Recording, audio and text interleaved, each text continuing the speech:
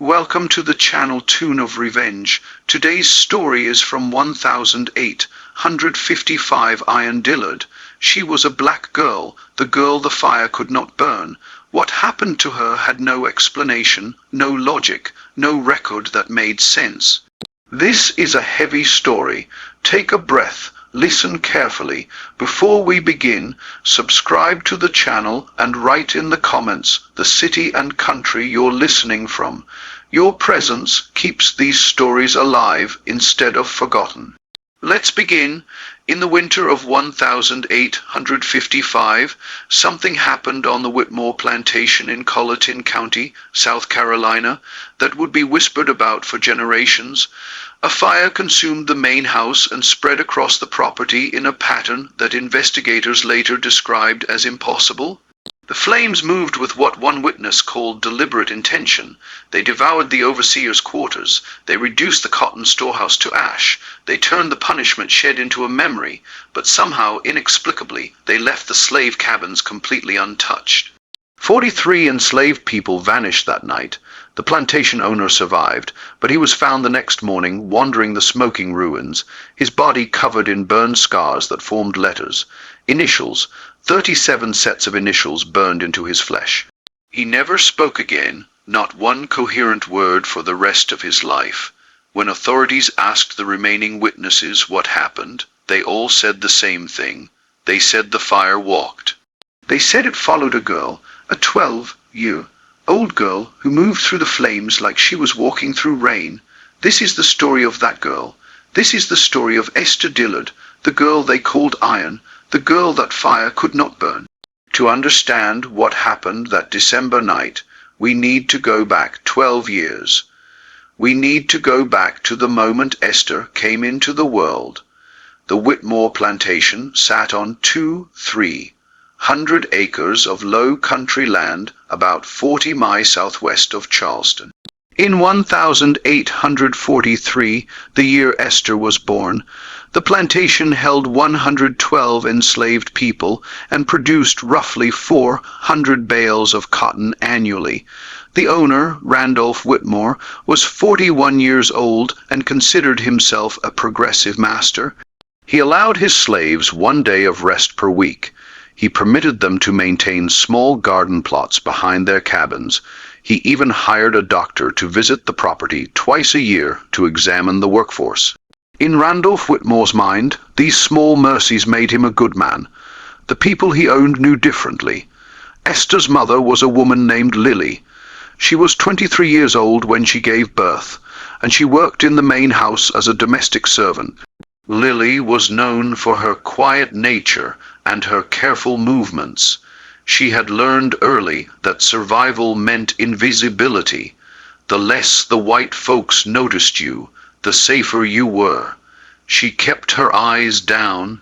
She answered questions with as few words as possible. She made herself small and useful and forgettable. For 6 years, this strategy kept her alive. The night Esther was born, a storm rolled across the low country. Witnesses remembered lightning striking the old oak tree near the slave quarters 3 times in succession. Mama Zora, the oldest woman on the plantation, was 78 years old that year, and she had delivered more babies than she could count. She was the one who caught Esther when she came into the world, and she was the first one to notice that something was different about this child. The baby did not cry. Most newborns announced their arrival with screaming. Esther simply opened her eyes and looked around the room as if she was taking inventory. Mama Zora would later say that the child's eyes held an old soul, a soul that had seen things, a soul that remembered. But what truly disturbed Mama Zora happened moments after the birth. A candle on the window's sill had been knocked over during the delivery. The flame caught the edge of the blanket that Lily had been lying on. In the chaos of the moment, no one noticed until the fire was already spreading. Mama Zora grabbed the newborn to pull her away from danger, but Esther had already rolled toward the flames. Her tiny hand reached out and touched the fire directly. Mama Zora screamed. She was certain she would find the baby's hand destroyed. Instead, she found the child perfectly unharmed. The fire had gone out the moment Esther touched it. The baby's skin showed no burns, no redness, nothing. Mama Zora was from the Gullah people. Her grandmother had been brought to America from the region that is now Sierra Leone. She had been raised on stories of spirits and ancestors, of children born with gifts from the other side. She looked at baby Esther, and she recognized something. She told no one what she had seen. Some things she understood were too dangerous to speak aloud. For the first 5 years of Esther's life, nothing unusual happened. Or rather, nothing that anyone noticed. Lily raised her daughter in the small cabin she shared with 2 other women and their children. Esther was a quiet child, much like her mother. She watched more than she spoke. She listened more than she asked. The other children on the plantation found her strange. She would sit for hours staring at cooking fires, at candles, at the lanterns that hung outside the overseer's office. Fire seemed to fascinate her in a way that made adults uncomfortable. When Esther was 5 years old, the event happened that would change everything. It was August of 1848. The summer had been brutal, with temperatures reaching over 100 degrees for weeks at a time. The slave cabins were poorly ventilated, built with gaps in the walls that let in winter cold, but did nothing to relieve summer heat. On the night of August 17th, a cooking fire that had not been properly extinguished flared up inside one of the cabins. The flames spread quickly through the dry wooden structure. 7 people were sleeping inside, including Esther and her mother. Lily woke to the smell of smoke. The cabin was already filled with it, thick and black and choking. She could hear screaming from the other families. She grabbed for Esther, but her daughter was not beside her. In the confusion and darkness, Lily could not find her child. She was forced to flee the burning structure. Certain that her daughter was dead, the cabin burned for nearly an hour. When the flames finally died down, the enslaved community gathered around the smoking ruins to mourn. 6 people had escaped. 1 person was missing. Little Esther, 5 years old, was assumed to be dead. Then something impossible happened. The ashes shifted. A small figure sat up in the middle of the destruction. Esther stood completely naked because her clothes had burned away, but her body was untouched. She was covered in soot, but showed no burns, no blisters, no injuries of any kind. She walked out of the ashes toward her mother, who collapsed to her knees in shock. The witnesses did not know what to make of what they had seen. Some believed it was a miracle from God. Others believed it was the work of the devil. Mama said nothing, but she watched the child with new intensity. The news reached Randolph Whitmore by morning. The plantation owner came to see the girl for himself. He examined her skin, looking for evidence of burns or tricks. He found nothing. The child stood before him, small and silent, meeting his gaze in a way that enslaved children were taught never to do. Whitmore was a practical man. He did not believe in miracles or devils. He believed in science and logic and the natural order of things. What he had heard was impossible, which meant there had to be an explanation. The child must have escaped the fire before it spread. The witnesses must have been confused. The story must have grown in the telling, but something about the girl unsettled him. The way she looked at him, the steadiness in her eyes. He made a decision in that moment that would define the next 7 years of Esther's life. He decided to test her. The first test happened that same day. Whitmore ordered a small fire to be built in the yard outside the slave quarters. He told his overseer, a man named Thomas Garrett, to bring the girl forward. Lily screamed and begged, but she was held back. Whitmore told the child to put her hand in the fire. Esther looked at him for a long moment. Then she walked forward and placed both hands directly into the flames. She did not scream. She did not flinch. She held her hands in the fire for nearly a minute while everyone watched in stunned silence. When she withdrew them, her palms were not even warm to the touch. Whitmore's practical mind struggled to process what he had witnessed. He would spend the next 7 years trying to understand it. He would fail. From that day forward, Randolph Whitmore became obsessed with the girl. He gave her a new name. He called her Iron. It was meant as mockery, a reference to the folk belief that iron could ward off evil spirits. If the devil protected this child, Whitmore reasoned, then perhaps iron could break whatever spell she was under. The name stuck. The enslaved community adopted it, though for different reasons. To them, iron was not an insult. It was a testament to strength. It was a reminder that something powerful lived among them, something that even the master could not destroy. The tests continued. Whitmore subjected Iron to increasingly cruel experiments over the following years. He had her hold hot coals. He had her touch branding irons fresh from the forge. He once ordered her locked in the smokehouse for 3 days, surrounded by controlled fires. Each time Iron emerged unharmed. Each time Whitmore's frustration grew. What disturbed him most was not the girl's apparent immunity to fire. It was her demeanor. She never cried. She never begged. She simply endured, watching him with those steady eyes that seemed to see straight through him. Sometimes, after a particularly brutal test, Whitmore would wake in the middle of the night, convinced that the girl was standing at the foot of his bed. She never was, but the feeling persisted. The enslaved community developed their own theories about iron.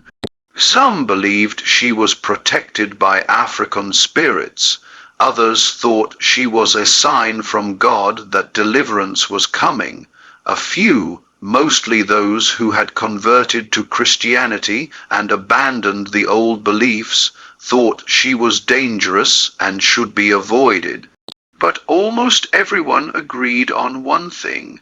There was something about this child that defied explanation. Mama Zora kept her own counsel, but on Iron's 7th birthday, she called the girl to her cabin and began to teach her. Mama Zora was the keeper of memory on the Whitmore plantation. She remembered the old stories, the ones that had been passed down from generation to generation, stretching back to Africa. Most of the younger people had forgotten these stories or dismissed them as superstition. But Mamora understood that stories were more than entertainment. They were survival, they were identity, they were a bridge to a past that slavery tried to erase. She told Iron about Om. In the Yoruba tradition, Om was the spirit of iron and fire, the divine blacksmith who cleared paths through the wilderness. He was a warrior spirit, fierce and uncompromising, associated with justice and the protection of the oppressed. Mama Zora explained that sometimes in times of great suffering, Ogum would send his blessing to certain children. These children would be marked by fire. They would be immune to its destruction because they carried its power inside them. Iron listened to these stories without comment. She did not know if she believed them, but she recognized something in them that felt true. She had always known she was different. Now she was beginning to understand why. Mama Zora also taught her something practical. She taught her how to control it. The old woman had observed Iron carefully over the years. She had noticed that the girl's power was not simply passive immunity. It was active, even if Iron did not realize it. Small fires would extinguish themselves when Iron became calm. They would flare up when she became angry or frightened. The gift was connected to her emotions, to her will. Mama Zora believed it could be developed. The training happened in secret late at night when the plantation was asleep. Mama Zora would light a small candle and have Iron practice controlling the flame with her mind. At first, nothing happened, but over weeks and months, Iron began to feel something, a connection, a thread between herself and the fire, as real as a rope in her hands. She learned to make the flame grow larger. She learned to make it shrink. She learned to move it, to shape it, to bend it to her will. She told no one what she was learning, not even her mother. Some things, Mama Sora warned, were too dangerous to share. If the master ever discovered that iron could not only survive fire, but command it, there was no telling what he might do. The years passed. Iron grew from a child into a young girl, and the plantation continued its brutal rhythm. Cotton was planted in the spring, cultivated through the summer, harvested in the fall. The enslaved people worked from sunrise to sunset, their lives measured in pounds of cotton picked and bales produced. The system was designed to extract maximum labor, while spending minimum resources on the people who provided that labor. It was efficient. It was profitable. It was evil. Iron worked in the field starting at age 8. By 10, she was expected to pick 50 pounds of cotton per day. By 12, that quota had risen to 100 lb. The work was backbreaking, the conditions dangerous. Cotton plants had sharp edges that cut hands and arms. The South Carolina sun was merciless. Dehydration, heat stroke, and exhaustion claimed lives every summer, but through it all, iron endured. She developed a reputation as a steady worker, not the fastest, but never failing to meet her quota. She kept to herself, speaking little, watching everything. The other enslaved people respected her, but also feared her slightly. They had not forgotten what she was, what she could do. Thomas Garrett, the overseer, particularly disliked iron. He was a violent man who took pleasure in punishment, and iron's immunity to certain forms of discipline infuriated him. He could not burn her. When he tried to whip her, the wounds would heal overnight, leaving no scars. It was as if her body rejected any permanent marking. Garrett interpreted this as defiance. He looked for other ways to hurt her. When Iron was 11, Garrett discovered her weakness. He could not harm Iron directly, but he could harm the people she loved. One evening, Garrett caught Iron speaking with a boy named Samuel. They were just talking, sharing a few minutes of rest after the day's work, but Garrett claimed they were planning something. He dragged Samuel to the punishment post and whipped him bloody while Iron was forced to watch. The message was clear. She might be untouchable, but the people around her were not. From that day forward, Iron understood that her gift was also a burden. Her immunity protected only her. Everyone she cared about remained vulnerable. This knowledge would shape every decision she made in the years to come. By 1855, the world outside the Whitmore plantation was changing. The tension between North and South over the question of slavery had reached a breaking point. The Fugitive Slave Act of 1850 had made it a federal crime to assist runaway slaves, even in states where slavery was illegal. The Kansas-Nebraska Act of 1854 had opened new territories to slavery, sparking violent conflicts between pro-slavery and anti-slavery settlers. The country was moving toward war, though few could see it clearly yet. Inside the plantation, these distant events seemed almost unreal. The enslaved people heard rumors and fragments of news, but their daily reality remained unchanged. They planted and picked and survived generation after generation, waiting for a freedom that might never come. Lily, Iron's mother, was 35 years old in 1855. The years of labor had aged her beyond her years. Her hands were permanently calloused, her back bent from decades of bending over cotton plants. But she had survived, and she had kept her daughter alive. In the brutal calculus of slavery, this counted as success. In the spring of that year, something happened that would set the final events in motion. The plantation's head cook, a woman named Bessie, was caught hiding food. She had been taking small amounts from the kitchen to feed her grandson, a sickly boy who was not getting enough nutrition. It was a minor theft by any reasonable standard, but Randolph Whitmore did not tolerate theft of any kind. He decided to make an example of her. Bessie was given 50 lashes. She was 62 years old. She did not survive. The enslaved community mourned in silence. They had no power to protest, no recourse to justice. But the anger and grief rippled through the quarters, adding to years of accumulated pain. Iron felt it intensely. Bessie had been kind to her as a child. She had slipped her extra food when no one was looking. She had told her stories about her grandmother in Africa. Now she was dead, killed for the crime of feeding a hungry child. That night, Iron could not sleep. She lay in her cabin, staring at the ceiling, and felt something shifting inside her. The fire that lived within her that she had learned to control and contain was pushing against its boundaries. It wanted out. It wanted to burn. Mama Zora came to her. The old woman was 89 now, frail and nearly blind, but she still knew things. She could still sense when the spirits were moving. She told Iron that the time was coming. She did not know exactly when or how, but she could feel it. A reckoning was approaching. Iron would have to choose what kind of person she wanted to be. She could use her gift for destruction, burning everything and everyone who had hurt her, or she could use it for something greater. She could use it to save her people. Iron did not respond. She was not ready to make that choice. Not yet. 2 weeks later, her mother was accused of theft. The accusation came from Cornelius, the plantation's black overseer. Cornelius was a complicated figure in the hierarchy of the Whitmore plantation. He was an enslaved man who had been given authority over other enslaved people. He carried a whip. He reported infractions to the master. He enforced discipline. In exchange, he received better food, better housing, and a measure of protection from the worst abuses. Many of the other enslaved people despised him. They saw him as a traitor, a man who had sold his soul for scraps from the master's table.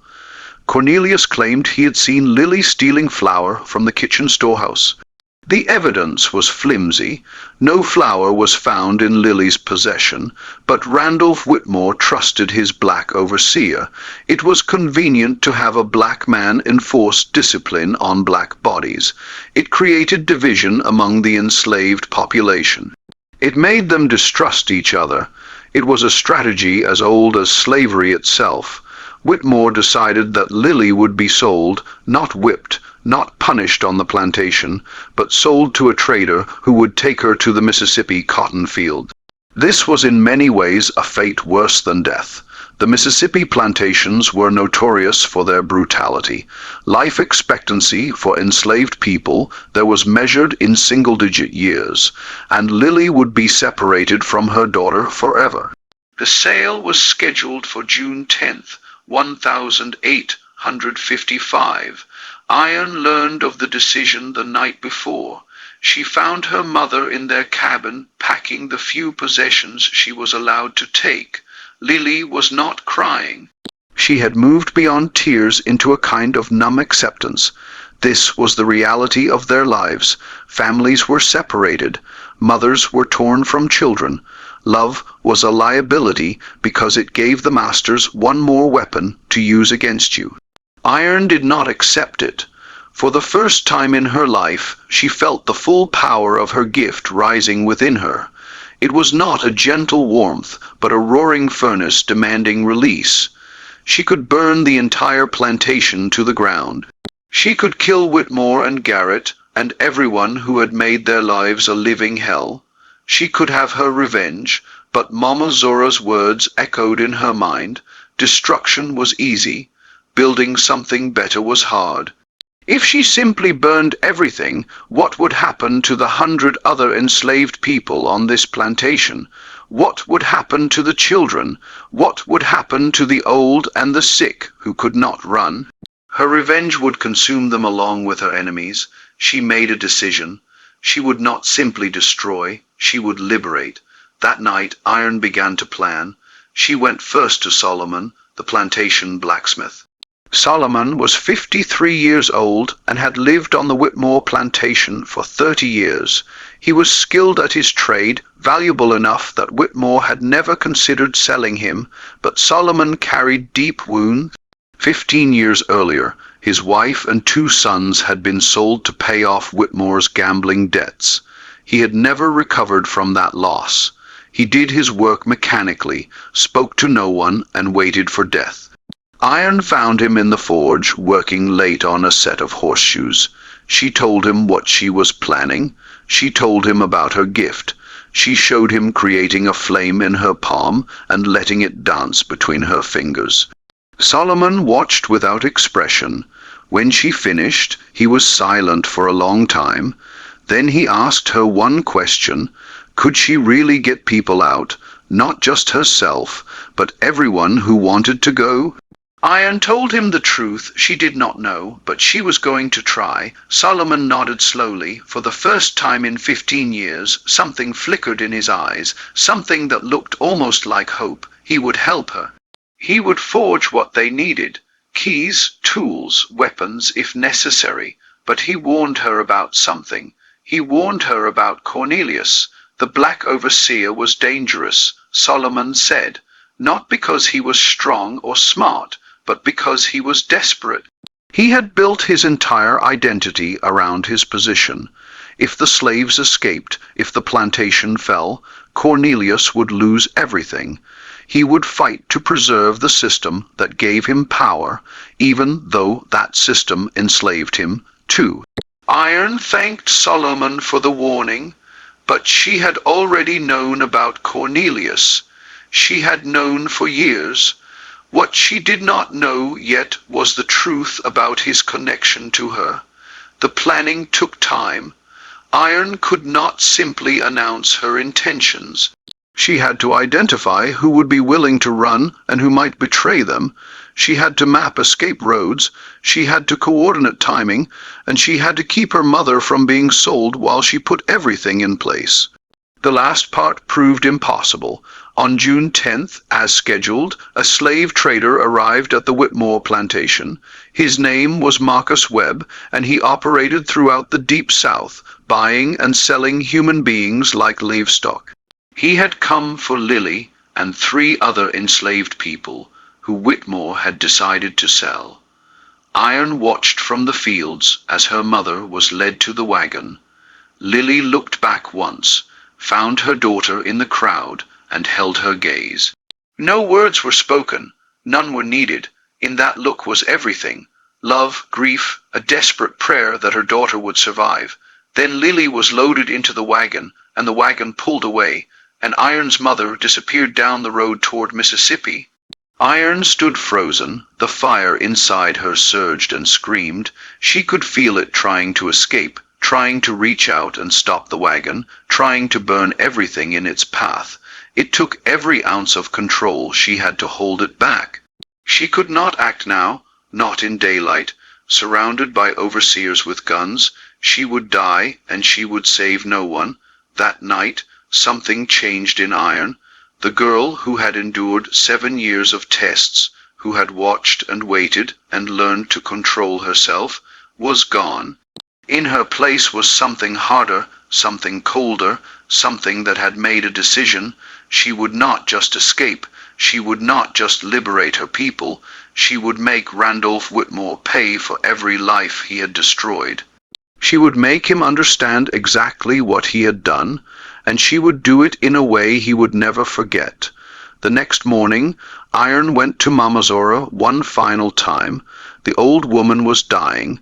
She had held on for years, sustained by sheer will and the knowledge that she had one more task to complete. Now, with Iron standing before her, she could feel that task coming to its end. She told Iron the last piece of the story, the part she had held back for 12 years. On the night Iron was born, during that terrible storm, Mamzora had seen something. When the lightning struck the oak tree 3 times, she had seen a figure standing beneath it.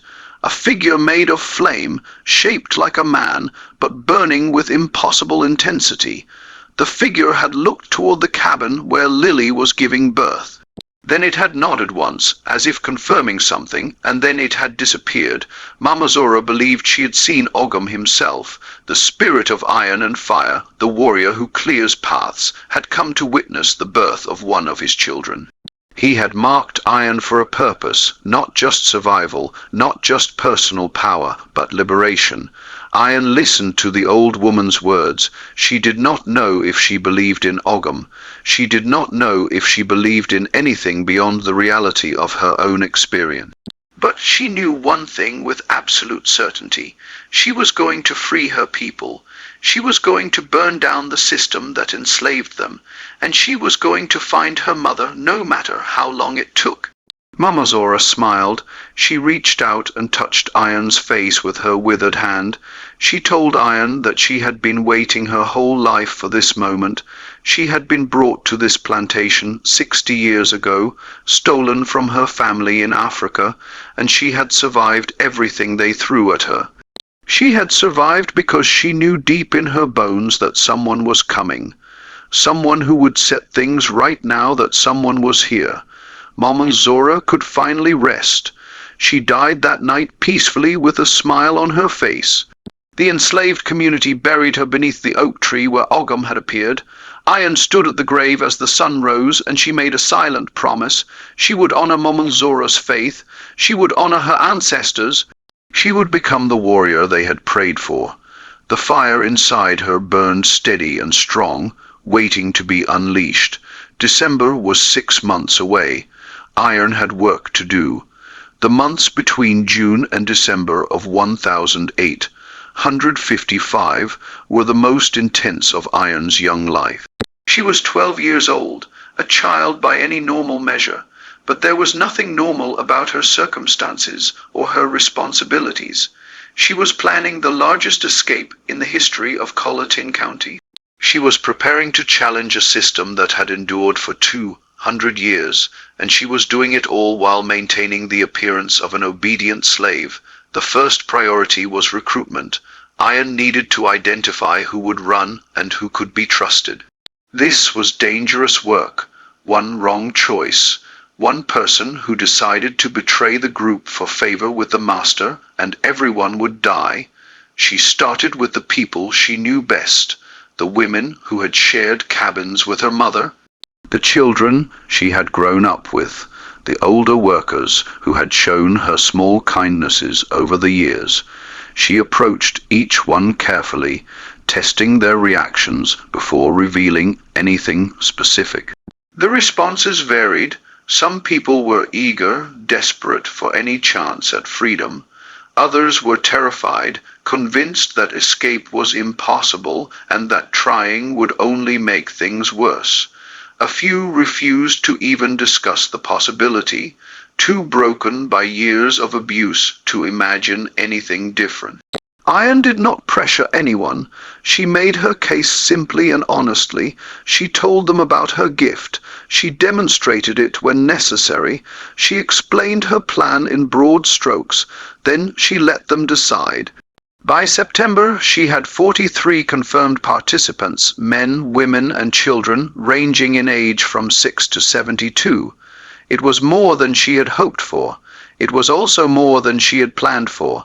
Moving that many people without detection would be extraordinarily difficult. The second priority was the route.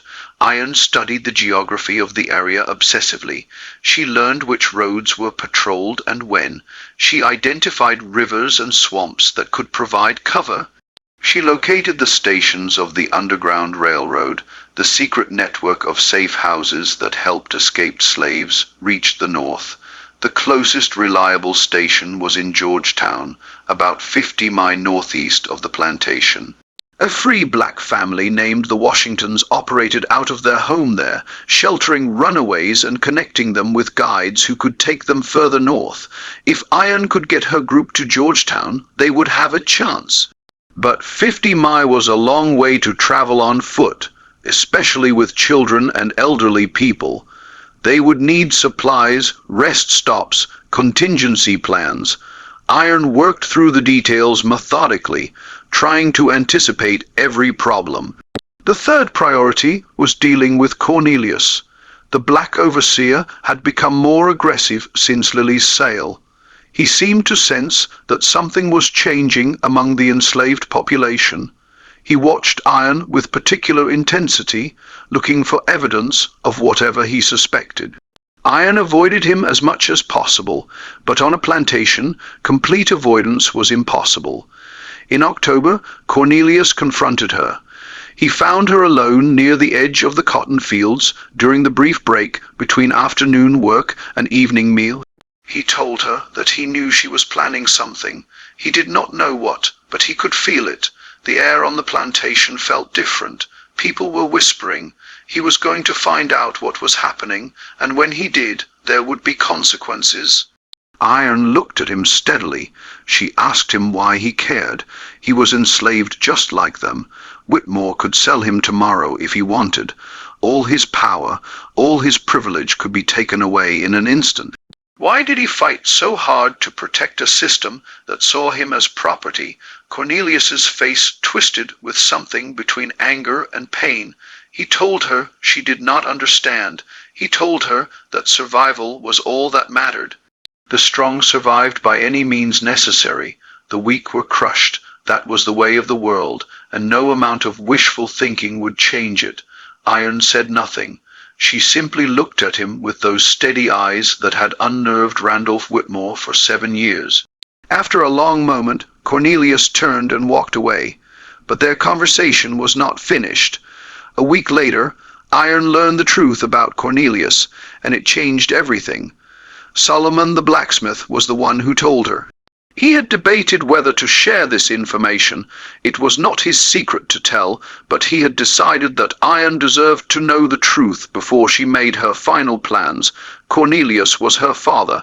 13 years ago, before Cornelius had become an overseer, he and Lily had been involved. It was not a romance.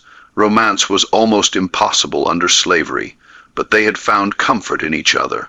Two young people trying to survive an inhuman system. When Lily became pregnant, Cornelius made a choice. He distanced himself from her. He threw himself into earning the master's trust. He climbed the brutal hierarchy of the plantation until he reached the position of overseer. He did it, Solomon said, because he was terrified. He thought that by gaining power, he could protect himself. Maybe he even thought he could protect his child from a distance, but the price of that power was his soul. He became the thing he had feared. He became an enforcer of the very system that enslaved him. Iron absorbed this information in silence. She thought about all the times Cornelius had watched her with that strange intensity. She had assumed it was suspicion or hostility. Now she understood it was something more complicated. Guilt, shame, a desperate, twisted kind of love that had been poisoned by fear. It did not change her plans. Cornelius had made his choices. He had helped sell her mother. He had whipped and brutalized her people for years. Whatever might have been possible between them, whatever relationship they might have had, was buried under mountains of suffering. She would not forgive him. She would not save him, but she would not kill him either, not unless he gave her no choice. November arrived, and with it the harvest. The cotton had to be picked, processed, and baled for market. The work was exhausting, 60-hour days that left the enslaved workers barely able to stand. Iron pushed through it, conserving her strength for what was coming. She had chosen the date, December 17th, 1855.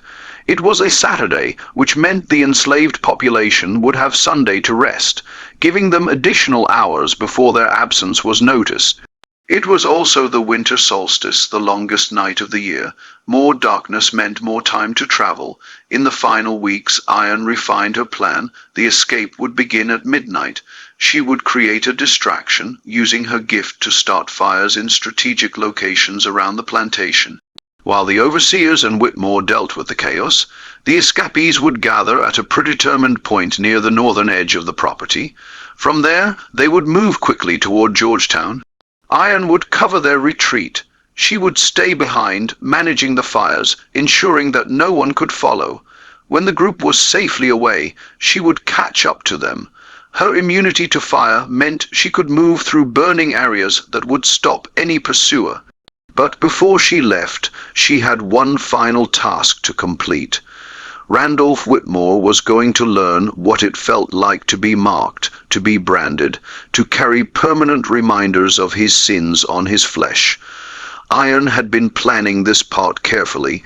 She had memorized the names of every person Whitmore had sold, every family he had separated, every life he had destroyed. 37 people, 37 sets of initials. They would be burned into his skin forever. It was not murder. Whitmore would survive, at least physically, but he would never forget what he had done, and everyone who saw him would know that he had been judged. The night of December 16th, Iron visited the grave beneath the oak tree one final time. She knelt in the cold grass and spoke to Mama Zora. She told her that tomorrow was the day. She asked for her blessing and her guidance. She promised that she would not fail. The wind picked up, rustling the bare branches of the oak. For just a moment, Iron thought she felt a hand on her shoulder. When she turned, there was no one there, but she felt comforted nonetheless. She returned to her cabin and lay down to rest. Tomorrow, everything would change. Tomorrow, she would either win her freedom or die trying. Tomorrow, the Whitmore plantation would burn. December 17th, 1855, began like any other winter day on the Whitmore plantation. The temperature hovered just above freezing when the morning bell rang at 5:30. The enslaved workers emerged from their cabins into the grey dawn, breath visible in the cold air, and made their way to their assigned tasks. Winter meant reduced field work, but increased labor in other areas. There was equipment to repair, buildings to maintain, livestock to tend. The plantation never truly rested. Iron moved through her morning routines with careful precision. She could not afford to do anything that might attract attention. Not today. She worked in the kitchen garden, pulling the last of the winter vegetables, her hands steady despite the anticipation coursing through her body.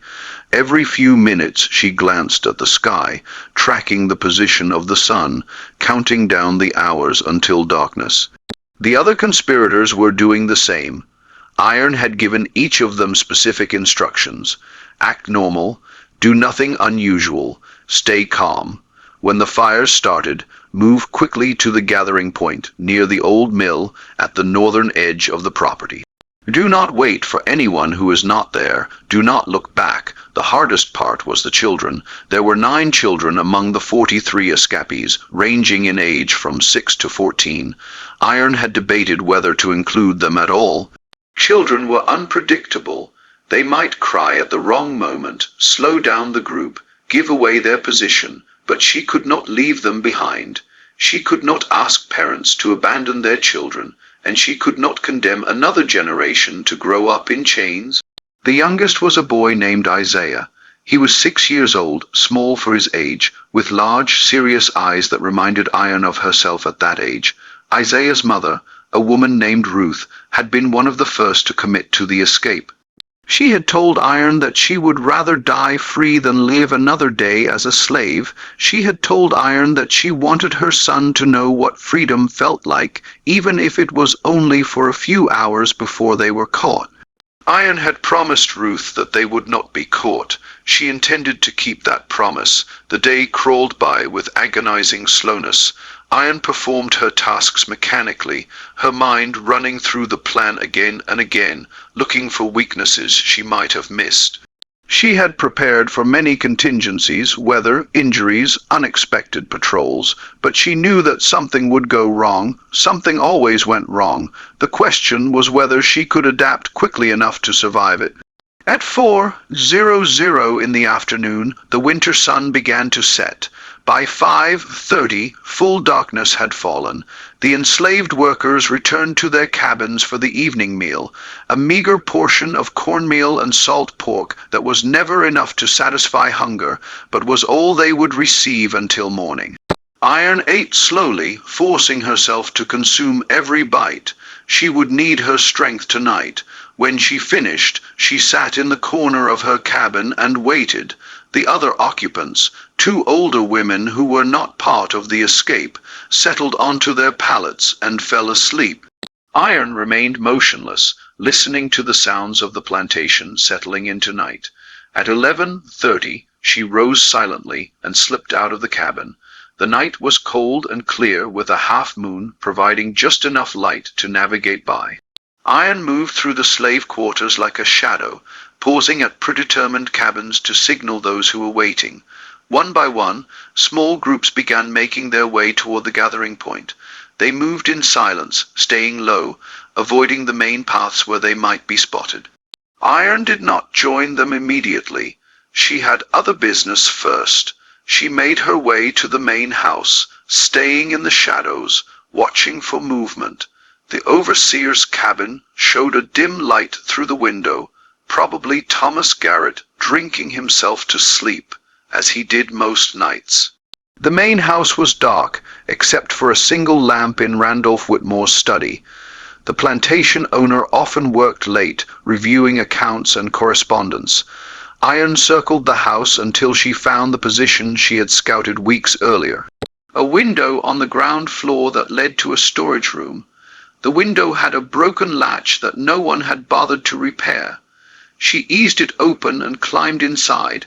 The storage room was filled with household supplies, linens, and cleaning materials, and spare furniture. Iron moved through it carefully, making no sound, until she reached the door that led to the main hallway. She pressed her ear against the wood and listened. Silence. She opened the door and stepped into the hallway. The house was quiet. The servants all retired to their own quarters for the night. Iron knew the layout well. She had worked in this house during the years when Whitmore was conducting his tests. She knew which floorboards creaked, which doors stuck, which rooms were occupied at what hours. She made her way to the study. The door was slightly ajar, lamp light spilling through the gap. Iron could hear the scratch of a pen on paper. She pushed the door open and stepped inside. Randolph Whitmore looked up from his desk. For a moment, he did not seem to recognize her. Then, understanding dawned in his eyes, followed immediately by something else, something that looked almost like fear. Iron closed the door behind her. Whitmore rose from his chair, his hand moving toward the desk drawer where Iron knew he kept a pistol. Before he could reach it, Iron raised her hand. A ball of flame appeared in her palm, bright enough to illuminate the entire room. Whitmore froze. Iron told him to sit down. She told him that if he called for help, she would burn this house to the ground with him inside it. She told him that she had come to deliver a message, a final message. Whitmore sat. His face had gone pale, sweat beading on his forehead despite the cold. He asked her what she wanted. His voice cracked on the last word. Iron told him that she wanted him to understand what he had done.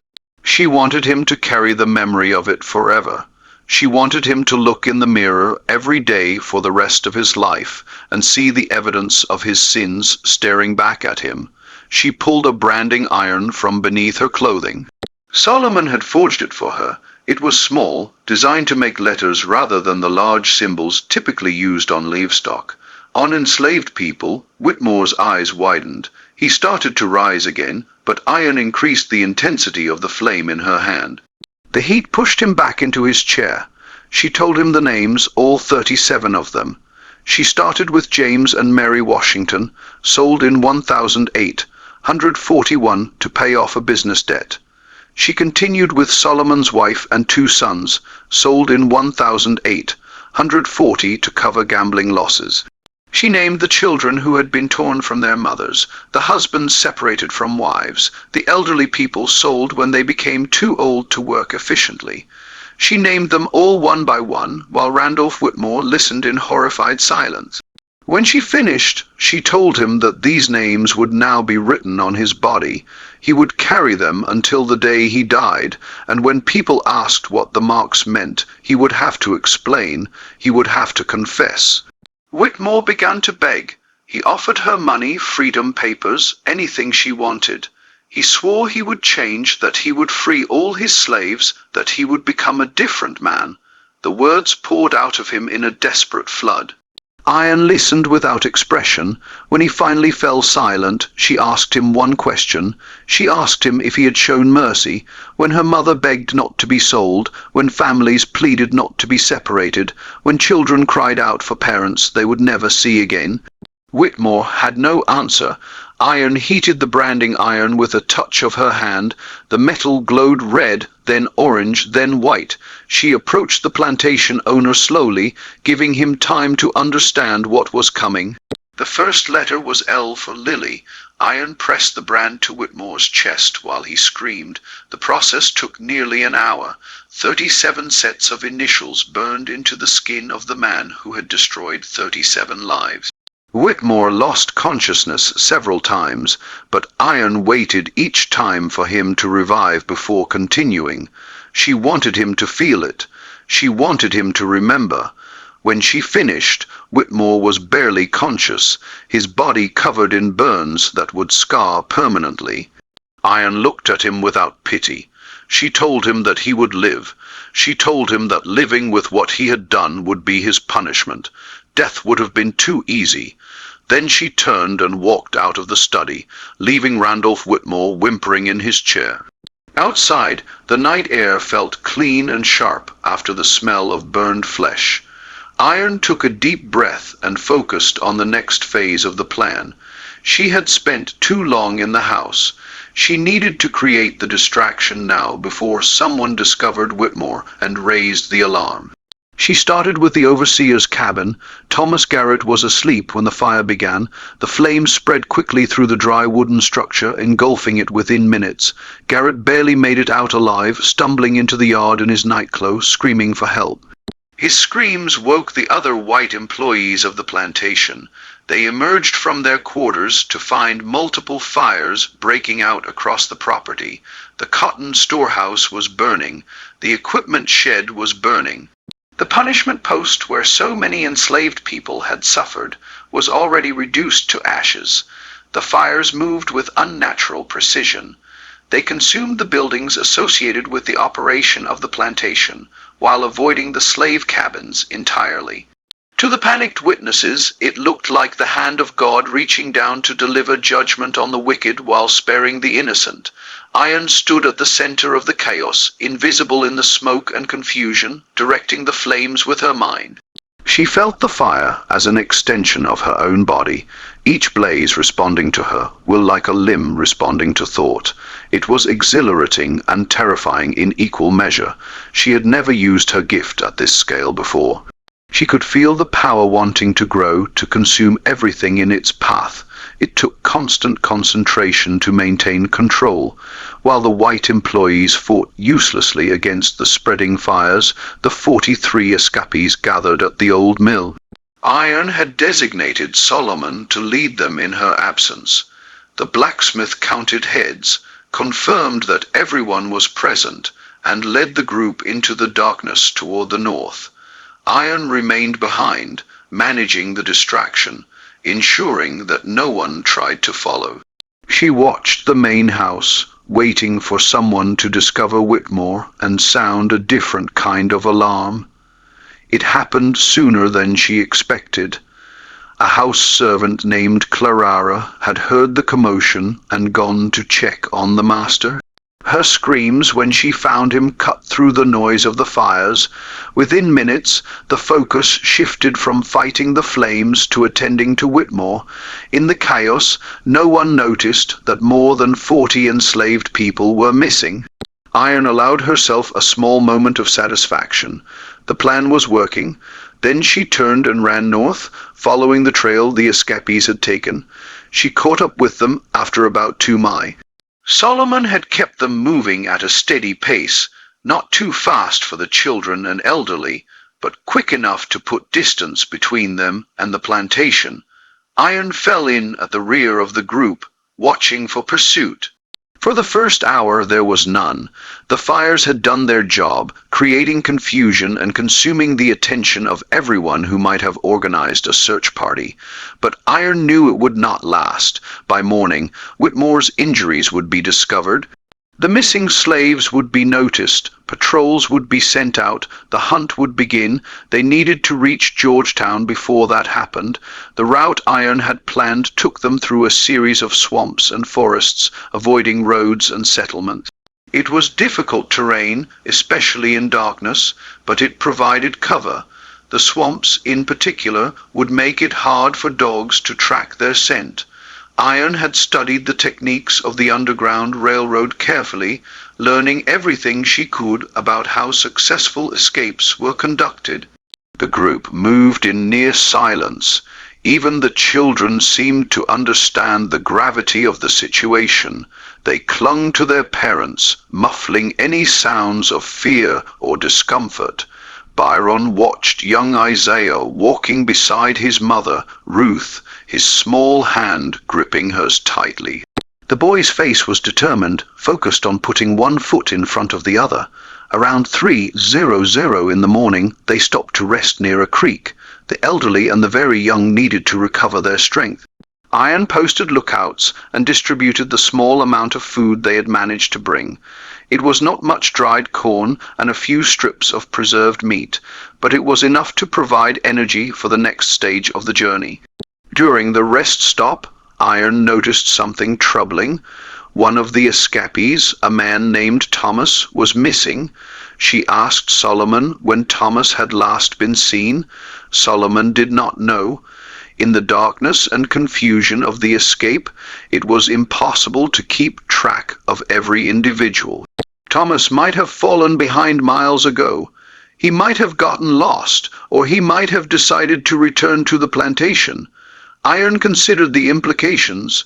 If Thomas had returned, either by choice or because he was captured, the search parties would know which direction the group had gone. They would know how many people were involved. The element of surprise would be lost. She made a quick decision. The group would change direction, heading east toward the coast before turning north again. It would add miles to their journey, but it might throw off pursuit. They resumed walking at 4:00 in the morning, just as the first grey light began to appear on the horizon. Iron pushed them hard, knowing that every minute of daylight increased their danger. By noon they had covered another 10 miles, but the pace was taking its toll. Several of the older escapees were struggling. 2 of the children had to be carried. They found shelter in an abandoned barn near the edge of a cotton plantation. Iron scouted the area, confirming that the barn was not in use and that they were unlikely to be discovered. The group collapsed onto the hay-covered floor, exhausted beyond words. Iron did not rest. She climbed to the barn's loft and watched the surrounding countryside through gaps in the wooden walls. In the distance, she could see riders on the road moving fast, patrol parties almost certainly looking for them. The hours passed with agonizing tension. Several times riders came close enough that Iron could hear their voices, but they did not search the barn. Either they did not know about it, or they assumed it was too obvious a hiding place. As the sun began to set, Iron gathered the group. They had another 20 miles to cover before reaching Georgetown. They would travel through the night again, pushing through exhaustion and fear and pain. They had no other choice. The second night of travel was harder than the first. The initial surge of adrenaline had faded, replaced by bone-deep weariness. The children cried despite their parents' attempts to quiet them. An elderly man named Abraham collapsed and had to be carried by the younger men in rotation. Every step was an act of will. Iron moved through the group, encouraging, supporting, sometimes literally holding people up. She discovered reserves of strength she had not known she possessed. The fire inside her seemed to fuel her body as well as her gift, pushing back exhaustion, keeping her moving when she should have collapsed. Around midnight, they encountered their first serious obstacle. A river blocked their path, too deep to wade and too wide to swim easily. Iron had planned to cross at a shallow point several miles upstream, but with their changed route, they had approached from a different angle. She assessed the situation quickly. The group could not swim across, not with children and elderly people. They needed another way. Solomon suggested building a raft. There was driftwood along the riverbank, and he had brought rope from the forge. It would take time, but it was possible. They worked in near silence, lashing logs together with desperate efficiency. Iron used her gift to dry the wood, making it more buoyant. Within 2 hours, they had constructed a crude but functional raft large enough to carry 5 or 6 people at a time. The crossing took another hour. Iron fired groups across, using a long pole to push the raft through the dark water. The current was stronger than she expected, and twice the raft nearly spun out of control. But they made it, all 43 of them wet and shivering, but alive. On the far bank they collapsed again. They were perhaps 10 miles from Georgetown now, 10 miles from safety, from the network that could help them disappear into the north, 10 from freedom. Iron allowed them 30 minutes of rest. Then she got them moving again. The final miles were the hardest. Dawn was approaching, and with it, the increased risk of discovery. The group pushed forward with the last of their strength. Parents carrying sleeping children, the young supporting the old. No one spoke, no one complained. They simply moved step after step toward the promise of freedom. They reached the outskirts of Georgetown just as the sun rose on December 19th. The Washington House was a modest structure on the edge of the black section of town. From the outside, it looked like any other home, but inside it was equipped with hidden spaces, secret passages, and supplies for people on the run. The Washingtons had been operating this station for nearly a decade, helping hundreds of escapees reach the north. Daniel Washington, a free black man of 52, opened his door to find 43 exhausted people standing in his yard. His face showed no surprise. He simply stepped aside and ushered them in. The next few hours were a blur of activity. The escapees were fed, clothed, and given places to rest. Wounds were treated. The children were given warm milk and put to bed. Daniel Washington's wife, Elena, moved through the group with quiet efficiency, providing comfort and care with practiced skill. Iron sat apart from the others, watching the sunrise through a window. She had done it. She had gotten her people out. 43 souls free for the first time in their lives. The magnitude of the achievement was only beginning to sink in. Daniel Washington joined her by the window. He told her that he had received word about the events at the Whitmore plantation. The story was already spreading through the black communities of South Carolina. A girl who walked through fire, a plantation owner marked with the names of his sins, a mass escape that no one had been able to stop. Iron asked about pursuit. Daniel told her that search parties were combing the area between the plantation and the main roads, but they were looking in the wrong direction. The route Iron had taken through swamps and wilderness had not occurred to them. By the time they expanded their search, the escapees would be long gone. He told her about the next steps. The group would be split into smaller units and moved north along different routes. Some would go by boat, smuggled onto ships heading to Philadelphia or New York. Others would travel overland, passing through a series of safe houses until they reached free territory. The process would take weeks, but it was well established and relatively safe. Iron nodded, absorbing the information. Then she told Daniel something that surprised him. She told him that she was not going north, not yet. Her mother was in Mississippi.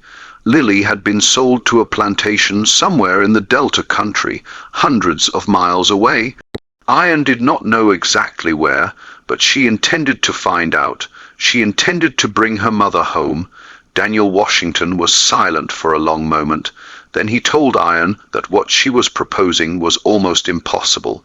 Mississippi was the heart of slave country, the most dangerous place in America for a runaway. The plantations there were brutal beyond description. Even if she found her mother, getting her out would be extraordinarily difficult. Iron told him she understood. She told him she was going anyway. Daniel looked at her with something that might have been admiration or might have been pity. He told her that if she survived, if she ever needed help, the Washington house would always be open to her. He told her that she was the bravest person he had ever met. Iron thanked him. Then she went to say goodbye to her people. The farewells were emotional but brief. Iron moved through the group, embracing each person, accepting their thanks and their tears. She saved young Isaiah for last. The boy looked up at her with those serious eyes and asked if she would come back. Iron knelt down to his level. She told him that she would. She told him that one day, when he was grown and free, she would find him again. She made him promise to remember her. Until then, Isaiah promised. He threw his arms around her neck and held on tight.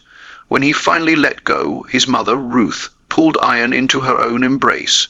Ruth whispered in her ear that Iron had given her son something precious. She had given him hope. Iron left Georgetown that afternoon, heading south and west toward Mississippi. She carried nothing but the clothes on her back and the fire in her blood. She did not know what lay ahead. She only knew that she would not stop until she found her mother. Behind her, the legend was already beginning to spread. The story of Iron Dillard and the Whitmore plantation escape reached every corner of the South within weeks. The details grew and changed with each telling. Some said she was a demon from hell sent to punish wicked slaveholders. Others said she was an angel of the Lord delivering judgment on the sinners. Some said she could not be killed by any weapon. Others said she could make men burst into flames with a single look. The truth, as always, was both simpler and more extraordinary. Esther Dillard, called Iron, was a 12-year-old girl who had been born with a gift she did not understand and had used that gift to free her people. She was not a demon or an angel. She was something more important. She was human, a human being who had refused to accept the conditions of her existence and had changed them through courage, planning, and an unwavering commitment to justice. But her story was not over. It was only beginning. Iron spent the next 8 months tracking her mother. She moved through the South like a ghost, traveling by night, hiding by day, following a trail of information gathered from other slaves, from sympathetic free blacks, from the whispered network of resistance that existed throughout the region. She discovered that Lily had been sold to a plantation called Magnolia in Bolivar County, Mississippi. The plantation was owned by a man named James Hutchinson, who had a reputation for working his slaves to death and replacing them with fresh purchases every few years. The mortality rate at Magnolia was among the highest in the South. Iron reached Bolivar County in August of 1856. She spent 2 weeks observing the Magnolia plantation, learning its rhythms and routines. What she saw filled her with cold fury. The enslaved people there were treated worse than animals. They worked 18-hour days. They were fed starvation rations. They were beaten for the smallest infractions. Many of them bore the marks of recent whippings. Iron found her mother on the 3rd day of observation. Lily was working in a cotton field near the edge of the property. She had aged terribly in the 14 months since her sale. She was thin to the point of emaciation, her hair streaked with gray, her movement slow and pained, but she was alive. That night, Iron made her move. She did not burn the entire plantation. She had learned from her experience at Whitmore that destruction was not always the answer. Instead, she targeted specific buildings, specific individuals. The overseer's cabin burned. The hunting dogs kept in a kennel near the main house were released into the night. The punishment shed was reduced to ashes. In the confusion, Iron reached her mother. Lily did not recognize her at first. The woman she saw was taller, stronger, harder than the child she remembered. But when Iron spoke, when she said the words that only the two of them would know, Lily's eyes filled with tears. They fled into the night together, mother and daughter reunited after 14 months of separation. Behind them, the magnolia plantation burned in selected patches, enough to create chaos, but not enough to consume everything. The journey north took 3 months. Iron and Lily moved slowly, carefully, stopping at underground railroad stations along the way. Lily was weak from her ordeal at Magnolia, and she needed time to recover her strength. Iron tended to her with fierce devotion, making up for the years they had been apart. They reached Canada in November of 1856. For the first time in their lives, they stood on free soil. They were beyond the reach of American slavery, beyond the Fugitive Slave Act, beyond the men who had claimed to own them. Lily lived for another 12 years.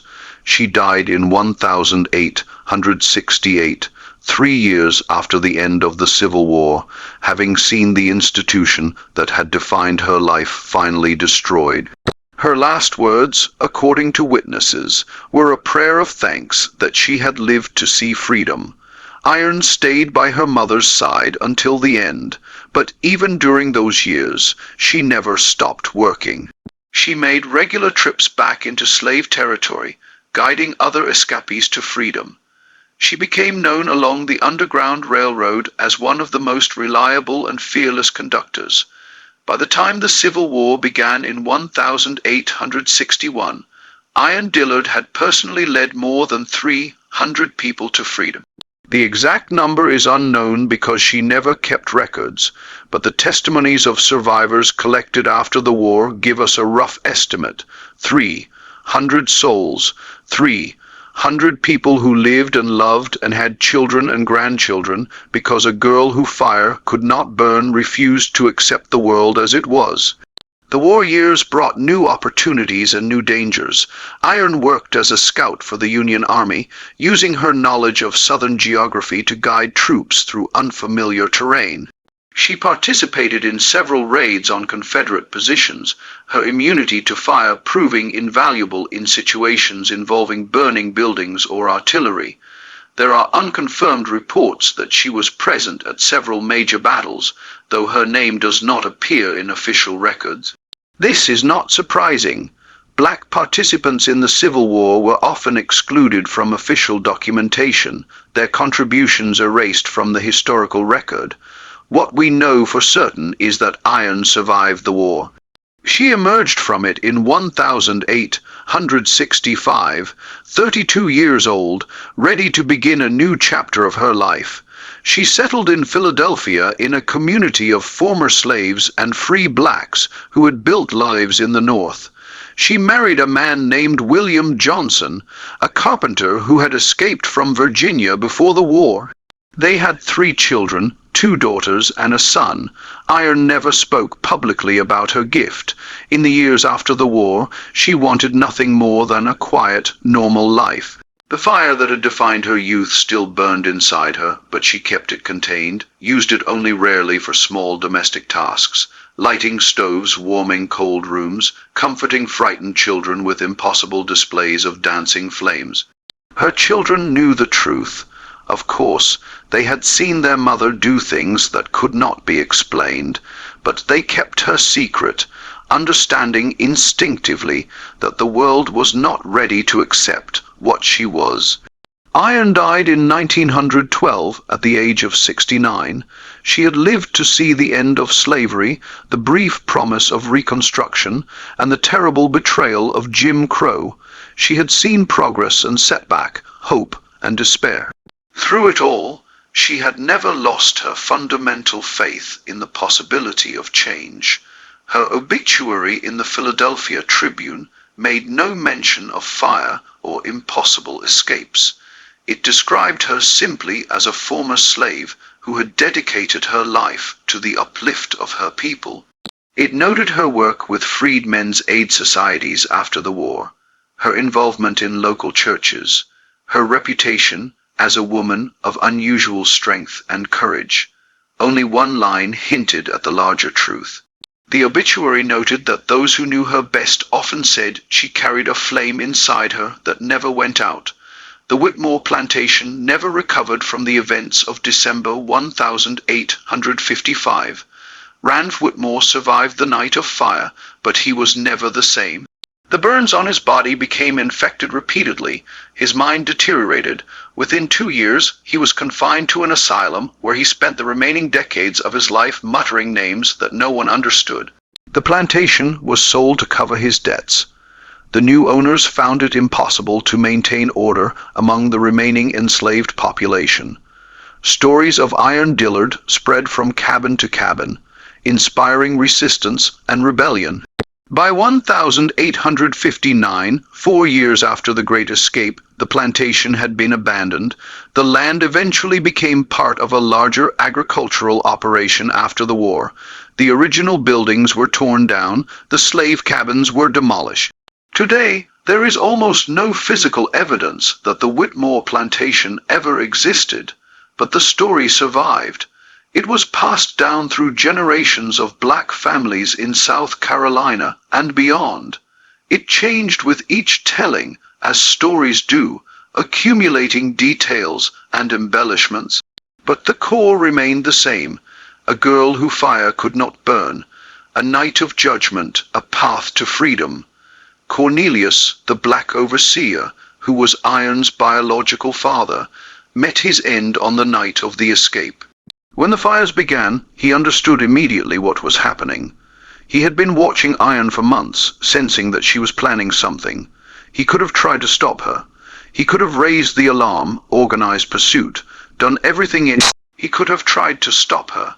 He could have raised the alarm, organized pursuit, done everything in his power to preserve the system that had given him privilege. Instead, he made a different choice. As the fires spread and the chaos mounted, Cornelius went to the overseer's cabin where Thomas Garrett was struggling to escape the flames. He did not help Garrett escape. He stood and watched as the man who had whipped so many of his people burned. Then Cornelius walked to the main house. He found Ranulph Whitmore in the study covered in burns, barely conscious. He looked at the man who had owned him for 40 years, the man whose favor he had courted, and whose cruelty he had enforced. And he told him the truth. He told Whitmore that Iron was his daughter. He told him that the instrument of his destruction had come from his own plantation, raised under his own nose, and he had never seen it coming. He told Whitmore that this was justice and that it had been a long time coming. Then Cornelius walked out of the house and into the burning night. His body was never found. Some believe he died in the fires. Others believe he escaped in the confusion, vanishing into the vast network of enslaved and free black people who moved through the South in those years. There are stories of a man matching his description, appearing at various points along the Underground Railroad, helping escapees, trying to atone for the sins of his past. We will never know the truth. Cornelius's fate remains one of the many mysteries surrounding the events of that night. What we do know is that his choice, whatever its ultimate outcome, mattered. In the moment of crisis, when he could have done harm or good, he chose good. He chose to let his daughter's plan succeed. He chose to stand aside while justice was delivered. It does not erase what he did before, the years of cruelty, the betrayals, the compromises that kept him in power. But it suggests that redemption is possible even for those who have done terrible things. It suggests that the capacity for change lives in every human heart. This is perhaps the most important lesson of Iron Dillard's story. She was not born a hero. She was born into circumstances that should have crushed her. She was tested and tormented and pushed to the breaking point again and again, but she refused to break. She refused to become what her circumstances tried to make her. She could have used her gift for destruction. She could have burned the South to the ground. taking revenge on everyone who had ever hurt her or anyone who looked like her. The power was there. The justification was there. No one would have blamed her. Instead, she chose liberation. She chose to use her power to free others, not just to punish enemies. She chose to build something rather than simply destroy. This choice defined her life. It defined the lives of the 300 people she led to freedom. It defined the generations that came after them, the children and grandchildren who exist today because Iron Dillard decided that saving was more important than revenge. The fire inside her never went out, but she learned to control it, to direct it, to make it serve purposes greater than her own pain. In the end, that is what made her extraordinary, not the gift itself, but what she chose to do with it. There is a plaque today in Colleton County, South Carolina, near the site where the Whitmore plantation once stood. It was erected in 2015, 160 years after the Great Escape. The plaque tells a simplified version of the story, mentioning Iron Dillard by name, noting the number of people who escaped, acknowledging the significance of the event. But plaques cannot capture the full truth. They cannot convey the terror and the courage, the planning and the sacrifice, the impossible strength required to challenge a system that had endured for centuries. Only stories can do that. And so the story continues to be told in churches and community centers, in family gatherings and school classrooms, in books and documentaries and conversations between generations. The story of Esther Dillard, the girl they called Iron, the girl that fire could not burn. She was born into chains, she died in freedom, and in between she changed the world. Her final recorded words, spoken to her granddaughter on her deathbed, have been preserved in family records. They serve as a fitting summary of everything she believed and everything she lived for. She said that the fire never burned her because it recognized her as its own. She said that everyone carries a flame inside them, a power that can destroy or create depending on how it is used. She said that the choice is always hers. Then she closed her eyes and let the fire inside her finally go out. But the light she left behind still burns today, in every person who refuses to accept injustice, in every act of courage against impossible odds, in every choice to save rather than destroy. That is her legacy. That is her gift to all of us. The girl that fire could not burn showed us